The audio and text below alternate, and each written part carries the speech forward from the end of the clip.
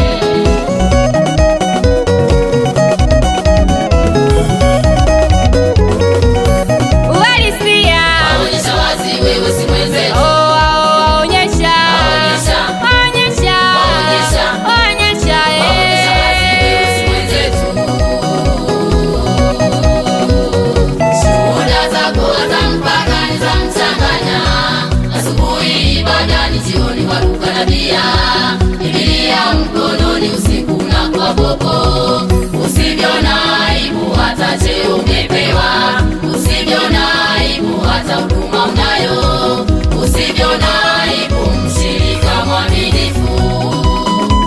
Wewe tumekushitukia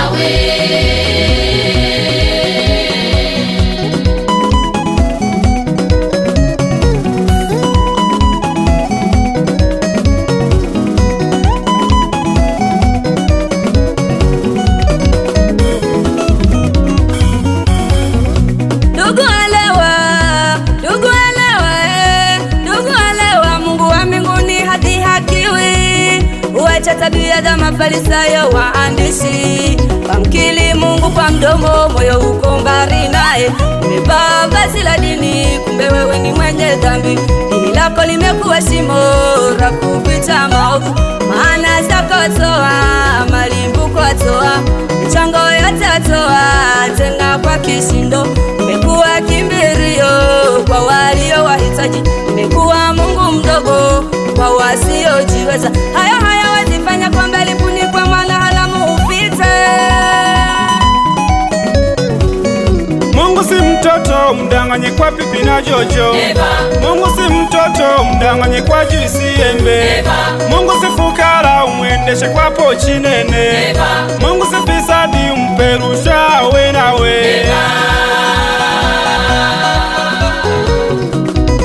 Huyu Bwana anachotazama kwako wewe, moyo uliobondeka.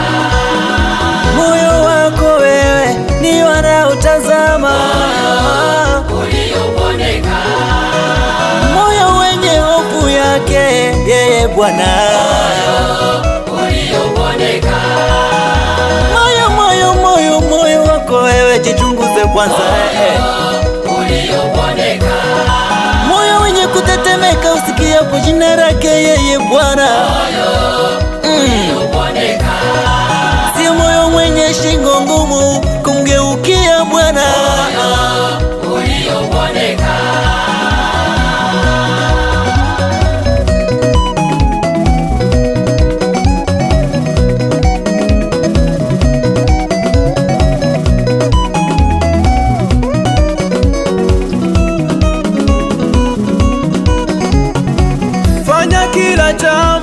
Fanya kila kitu, lakini cha kwanza tukwambie, moyo uliobondeka utatemeka. Moyo uliobondeka, sio wenye shingo ngumu. Moyo uliobondeka,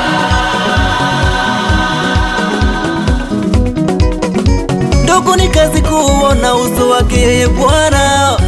inabidi kwanza wewe mwenyewe ndugu wewe ujikane kwanza. Achana na mali zako, achana na fedha zako.